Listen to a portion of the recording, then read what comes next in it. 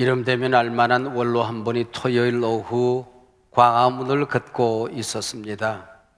한쪽에서는 태극기, 또 다른 한쪽에서는 촛불이 물결치고 있었습니다. 이 원로를 알아본 기자 한 분이 원로 앞에 마이크를 들이대습니다. 교수님께서는 태극기 편입니까? 촛불 편입니까? 당황한 원로 교수, 내 친구의 일부는 태극기 편입니다. 그리고 내 친한 친구 일부는 촛불 편입니다. 저는 항상 친구들 편입니다 라고 대답을 했습니다. 지금 우리 사회가 당하고 있는 이런 일련의 상황들을 대변하는 상징적인 사건이지요. 혼란 속에 빠져 있지만 채 정리가 되지 못한 채 우리는 한 해 마지막 주일 예배를 드리고 있습니다. 우리 그리스도인들은 항상 정치, 경제, 사회, 문화 모든 분야에 깊은 관심을 가지고 하나님 앞에 기도해야 합니다. 그러나 그 정도는 세상에서 찾는 것이 아니고 그것보다 훨씬 더 높은 차원, 영적인 차원, 복음의 차원, 하나님의 관점에서 우리는 대답을 찾아야 합니다. 여러분, 세상이 매우 불투명하고 어지럽고 혼란스러운 상황에서 오늘 우리는 송년주의를 맞이하게 되었습니다. 어떤 말씀을 전각과 기도하다가 내가 성년주일, 흔히 하는 겨울이 오기 전에라는 설교를 준비하고 있었습니다. 근데 가만히 생각하니까 이 본문이 사도 바울의 마지막 죽음에 관한 설교거든요. 엘리야 죽이고 모세 죽이더니 또 사도 바울까지 죽일 건 없겠다 싶은 생각이 들었습니다. 그런 가운데에 덕문으로 들어서는데 글귀의 표가 가슴에 꽉 박히는 겁니다. 보라, 내가 새 일을 행하리라. 보라, 내가 새 일을 행하리라. 하나님께서 종아, 이 백성들이 많이 넘어져 있다, 힘들다, 위로해라, 힘을 주어라, 복음으로 그들을 벌떡 일으키라 하는 말씀을 하는 것만 같아서 그 자리에서 말씀의 제목을 바꾸었습니다. 그래서 오늘 설교 제목이 보라, 내가 새 일을 행하리라. 보라, 내가 새 일을 행하리라 입니다. 2024년 한 해를 보내면서 제가 발견한, 제가 얻은 단어 하나가 있습니다. 리질리언스라는 단어입니다. 우리가 인생을 살다가 위기를 만납니다. 고통과 고난을 경험합니다. 막다른 골목에 서 있을 때가 있지요. 그때 절망하거나 좌절하지 아니하고 오히려 그것을 디딤돌로 삼아서 벌떡 일어나는 힘, 그걸 회복 탄력성, 리질리언스라 그렇게 이름합니다. 나라가 어려울 때에, 교회가 모든 위기에 빠져 있을 때에, 기업이, 개인이, 가정이 어려움을 만났을 때에 리질리언스가 뭘까요? 회복 탄력성, 그것이 어떻게 가능할까요? 19세기 초 조선이 무너지고 있었습니다. 물론 못된 강대국들의 야심 때문이었지요. 그러나 뜻있는 사람들은 안에서 그 원인을, 이유를 찾고자 했습니다. 그 첫 번째가 흥선대원군의 쇄국정책, 폐쇄된 마음, 눈과 귀를 가리고 살았던 어리석음이었습니다. 두 번째는 고종 황실의 무능, 백성들의 무지를 들고 있습니다. 여러분, 나라가 어려울 때에 아무리 어려움에 빠져 있어도 나라를 이끄는 위정자들의 의식이, 애국심이, 정신이 살아있으면 나라를 지켜낼 수가 있습니다. 그러나 때로 위정자들, 정치 지도자들이 저질스러운 야심에 빠져서 싸움박질이나 하고 있을 때가 있지요. 바로 이때 국민들이 살아있으면, 국민들이 기도하고 애국심을 작동시키면 나라는 절대로 망하지 않는 것입니다. 그래서 역사를 이렇게 보면 기도하는 신앙인이 있는 공동체를, 나라를 하나님은 지켜주시는 것입니다. 오늘 본문의 상황은 어떤 상황이었을까요? 오늘 본문에 기록된 시대적인 배경이 무엇이었을까요? 27절에 보면은 내 시조가 범죄하였고 너의 교사들이 나를 배반하였도다 그랬습니다. 위정자들의 타락입니다. 부름받은 위정자들이 내가 왜 그 자리에 있는지 하나님의 부름 목적을 망각하고 살아가는 것입니다. 애국심 없는 야욕덤란 득실거립니다. 싸움박질 하다가 함께 망해가는 세상, 오늘 본문의 내용이었습니다. 이런 상황 속에서 영적인 지도자들의 그 신앙과 정신이 살아있었으면 오죽이나 좋았을까요? 근데 28절에 보니까 성소의 어른들이 치욕을 당하고 있습니다. 영적인 지도자들이 말씀을 잃어버리고 세상 한복판에서 조롱거리로 전락하는 영적인 리더십을 상실한 세상이었다고 하는 거죠. 바로 이때 백성들이라도 정신을 차려야 할 터인데 불신자나 신앙인들이나 이기심으로 망해가는 길로만 가고 있습니다. 계속되는 28절에 보면은 야곱이 진멸당하고 이스라엘이 비방거리가 되도록 하나님이 내버려 둔다는 겁니다. 불신앙 야곱도 신앙인 이스라엘도 망해가도록 유기해버리는 것입니다. 이런 위기의 때에 걱정하고 근심하고 큰일 났다, 망하게 생겼다, 부정적인 얘기만 늘어놓는 것은 누구나 하는 일이시요. 12정탐구 가운데 10명 보세요. 문제가 너무 크다, 우린 이길 수 없다, 이 큰 포리스에 빠져서 살아갑니다. 그리고 거짓 선지자들은 평안하다 평안하다 백성들과 함께 깊은 잠에 빠져 있습니다. 오늘 본문에 기록된 이사야서의 배경, 총체적인 위기 국면입니다. 하나님의 사람들은 하나님의 사람대로, 가정과 성소는 성소대로, 지도자들은 지도자들대로 총체적인 위기 국면에 빠져서 허우적거린 상황, 바로 이게 오늘 본문의 배경입니다. 저는 대한민국 한국교회를 참 좋아합니다. 평생 자랑스럽게 생각합니다. 땅덩어리는 조금만 하고 허리는 뚝 잘려져서 세계 유일의 분단 국가 상황 속에 빠져 있지만은, 땅을 파도 지하자원 하나도 나오지 않지만은 이 나라 백성으로 살아가는 것이 늘 당당하기만 했습니다. 외국에 나가도 어깨 펴고 고개 들고 다닐 수가 있었습니다. 근데 요즘 왜 이렇게 자꾸 부끄러워지는지요? 어쩌다가 이 사회가, 우리나라가 이 모양 이 꼴이 되었을까? 하나님, 저는 평생 우리 성도님들에게 한국교회를 향하여 희망을 말해왔는데 지금도 여전히 희망을 말할 수 있을까요? 희망을 말해야 될 근거가 무엇인가요? 하나님 앞에 넋두리를 내려놓게 됩니다. 사실 저는 지금 개인적인 기도 제목이 있어서 40일 정도 작정 기도 중에 있습니다. 기도 시간 내 기도를 하다 보면은 문득 내 기도는 사라지고 나라를 위해서 기도하고 있는 나 자신을 발견하게 됩니다. 나라를 위해서 기도하면 눈물이 자꾸 납니다. 가슴이 답답해져 옵니다. 하나님 어떻게 해요? 이 백성 버리실래요? 이 나라 살려주세요. 하나님 앞에 떼를 쓰게 됩니다. 구원의 희망이 보이지 않을 때에, 역사 무대에 길이 막막하게 잘려져 갈 때에 하나님은 말씀하십니다. 너희들의 막다른 골목은 내가 일하실 기회다. 모든 사람들이 넘어져 있는 이때는 내가 일어서리라. 주님이 말씀하시는 것입니다. 하나님께서 일하시는 이유가 참 놀랍습니다. 오늘 본문 25절에 보면은 나 곧 나는 나를 위하여 그랬습니다. 이 말이 무슨 말일까요? 나 곧 나는 나를 위하여.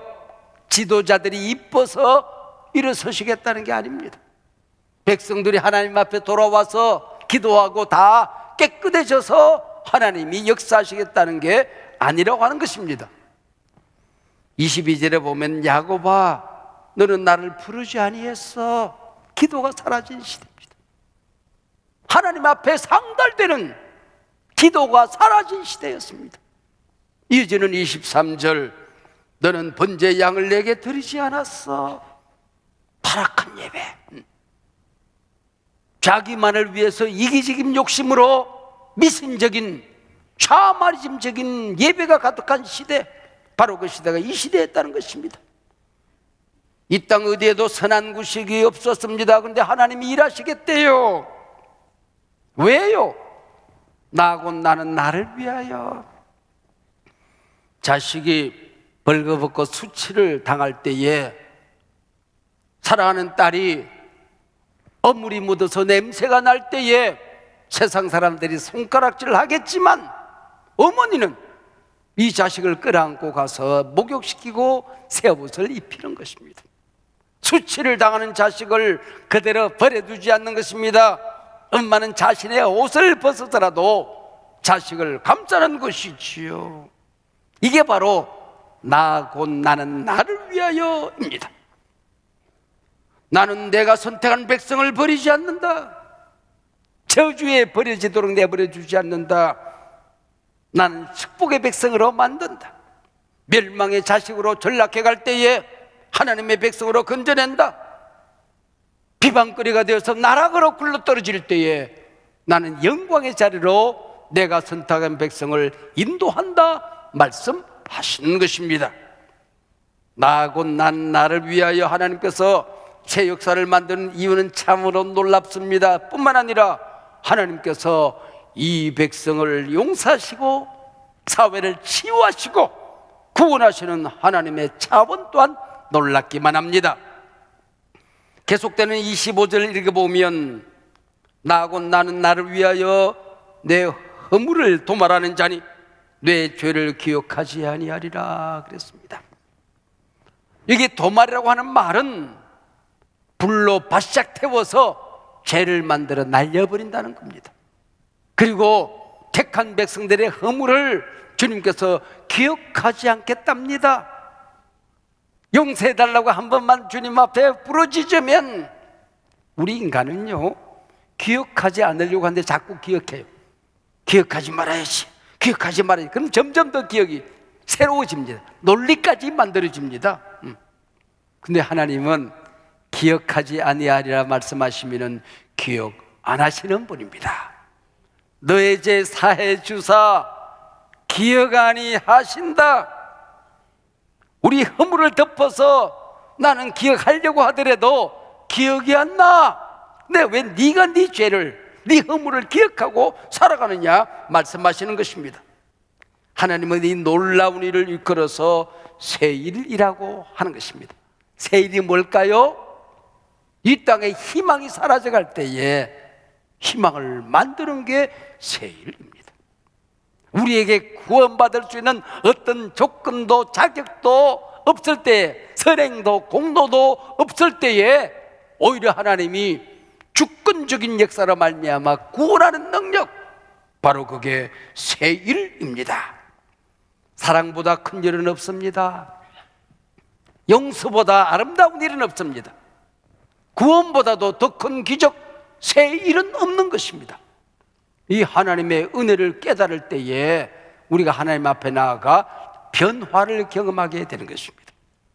은혜는 채찍에서 오는 것이 아니라, 변화는 몽둥이에서 오는 것이 아니라 바로 하나님의 사랑을 깨달을 때에 변화는 일어나기 시작하는 것입니다.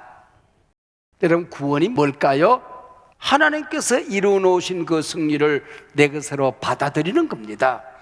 우리 주님께서 십자가 위에서 마귀의 권세를 부셔뜨리시고 내 죄짐을 담당하시고 부활하셔서 우리를 하나님의 백성 삼으셨다. 주님이 승리하셨도다. 다 이겼도다. 이 놀라운 사실을 받아들이는 게 새일이라고 하는 것입니다. 여러분, 이제 절망은 우리의 것이 아닙니다. 낙진과 포기는 하나님의 백성들에게 어울리는 단어가 아닙니다. 하나님께서 새 일을 행하셨다고 하는데 행하신 새 일을 믿음으로 받아들이는 것입니다. 보라! 내가 새 일을 행하리라. 나는 예수님의 이름으로 구원받았다. 이걸 믿는 겁니다.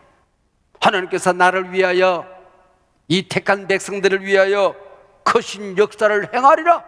사막에는 길이 나고 모든 싸움박질하던 온갖 짐승들이 함께 한 가족이 되어서 살아가고 메마른 대지 위에 꽃이 피는 새 역사가 일어난다고 하면 이미 일어났다고 믿고 아멘 받아 먹으면 내 것이 되는 것입니다. 할렐루야.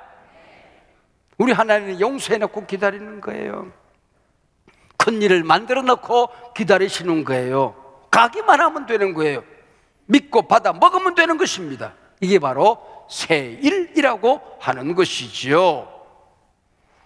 보라, 내가 새 일을 행하리라 말씀하실 때에 그 새 일을 내 것으로 받아들이는 그릇이 있어요. 그게 오늘 본문 새 일을 행하리라는 바로 앞에 나오는데, 제가 늘 말하지 않습니까? 모든 성경의 19절 앞에는 뭐가 있어요? 18절이 있어요. 거기 보면은 생각이라는 그릇입니다. 믿음이라는 그릇을 가지고 준비하고 받아 먹는 겁니다. 제가 전도사라는 이름으로 교회밥을 먹은 지 금년이 꼭 50년입니다. 그러니까 연말 설교를 50번은 했다는 얘기죠. 이 정도 되면 고수예요, 고수. 세상에서도. 네. 근데 50년 동안 연말 했던 설교를 뒤져보면요, 놀랍습니다. 항상 하는 말이 있어요.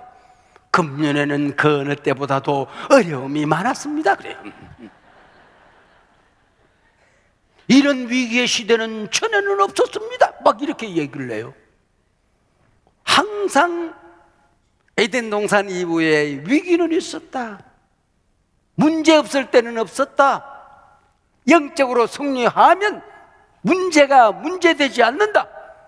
문제만 묵상하면 문제는 문제가 된다.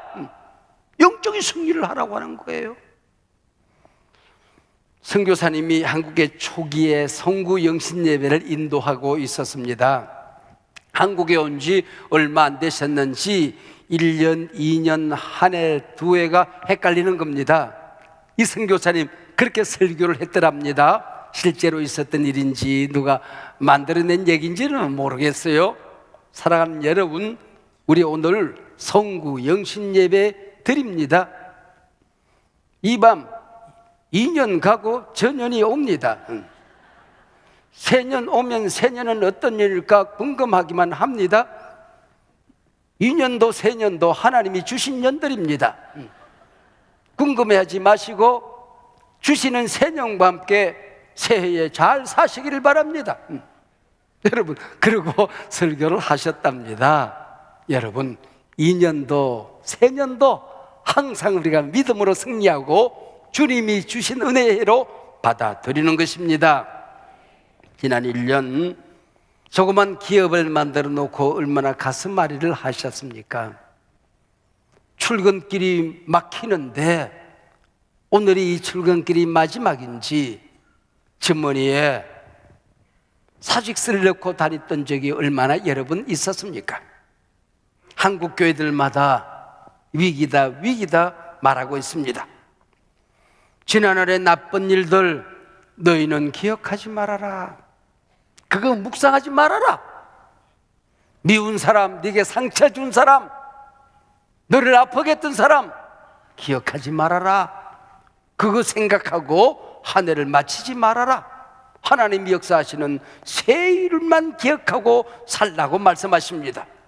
영적으로 승리하면 그것들은 사라집니다. 새 일들은 일어납니다. 배가 물에 떠 있지만은 물이 배 위로 들어오면은 배는 가라앉아요. 돌멩이가 물 속에 들어 있지만은 물이 돌멩이 속으로 들어오면은 이 돌멩이는 깨져요. 분해되어져요. 내가 세상에 살아가지만은 세상 가치관들이 TV를 켜면, 신문을 펼치면은 세상을 어지럽게 소개하는 그것들에 매몰되면 빠져 죽어요. 그 세상 가치들이 내게 들어오면 망한다고 하는 것입니다. 그래서 로마서 8장은 6절 7절에서 육신의 생각은 사망이라 그랬어요. 육신의 생각은 하나님과 원수가 된다 그랬어요. 과거의 잘못된 일들만 생각하는 겁니다. 현실의 어려움들만 붙들고 묵상하고 앉았는 것입니다. 미래가 보이지 않는다고 넋두리 하는 것입니다. 그것만 붙들고 있으면 망한다는 거예요. 오직 성령의 생각만이 생명이니라. 지금이야말로 성령 충만받고 성령의 생각이 나를 사로잡아야 합니다. 내 생각을, 내 심장을, 내 뼈를, 내 피를 가득 채워야 하는 것이 있다고 한다면 성령 충만입니다. 성령의 생각입니다. 긍정적인 믿음입니다. 과거를 붙들고 한탄합니다. 부모를 원망합니다. 환경 탓합니다. 나는 왜 이 모양 이 꼴로 살아왔을까? 그렇게 살아온 게 당신이죠. 누가 그렇게 살아요? 현재에 빠져서 기가 막힌 웅덩이에서 허우적거리고 있습니다. 나는 왜 늘 되는 일이 없을까? 내가 나를 봐도 마음에 안 들어 자악합니다. 내일도 희망이 보이지 않습니다. 새 길이 보이지 않는다고 넋두리 합니다. 미래에 일어나지도 않은 염려를 끄집어내서 앓고 앉았습니다. 그러지 말라는 거예요. 이전 일을 기억하지 말라는 거예요. 미래의 염려를 끄집어 당기다가 그거 붙들고 살지 말라는 것입니다. 사랑하는 여러분, 모든 것 영적인 승리가 승리의 지름길입니다. 그 길밖에 없는 거예요. 기도는 얼마나 지난 1년 동안 간절히 해오셨습니까? 하나님의 말씀을 붙들고 한 말씀이라도 실천하면서 씨름을 해보셨습니까? 예배에 목숨 걸고 하나님 만나기 위해 정말 최선을 다해 보셨습니까? 보라 내가 새 일을 행하리라. 새 일을 보고자 하면 생각의 혁명, 언어의 혁명이 내 안에서 일어나야 됩니다. 너는 하나님의 자녀다. 하나님이 우리 아버지다. 그분이 역사의 주인이시다. 그분은 나를 사랑한다. 그분과 함께 나는 새 일을 펼쳐가리라. 마귀도요, 너무나 나를 잘 알아요. 내 생각만 붙들고 있으면 자기 멋대로 나를 조정할 수 있다고 믿고 있는 거예요. 얼마든지 실패자로 나를 전락시킬 수 있는 거예요. 가룟 유다에게 예수 팔 생각을 넣었더니 가룟 유다가 배신자가 되고 마는 것입니다. 입술이 변화되어져야 됩니다. 새 일을 보기를 원한다면 믿음이 변화되어져야 됩니다. 생각의 혁명이 일어나야 된다고 하는 것입니다. 안 되는 일이 있는 것이 아니고 안 된다는 생각이 있는 것입니다. 예수 안에서 기적적인 일이 일어나려고 하면은 생각과 언어의 혁명적인 변화가 일어나야 하는 것입니다. 한 해의 마지막이 되면 우리는 인사를 합니다. 아듀 그래. 이게 프랑스 말이에요. 프랑스 말로 아듀 하는 것은 하나님께 맡깁시다 그 얘기입니다. 이미 과거는 지나갔습니다. 그 붙들고 새해를 맞이하지 말라는 것입니다. 아듀.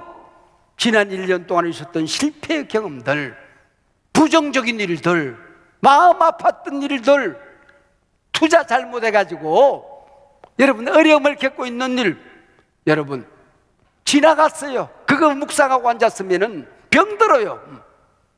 지나간 일은 지나간 대로 의미가 있는 것이니 이렇게 하면은 어려움을 겪는구나, 망하는구나 하나는 배웠잖아요.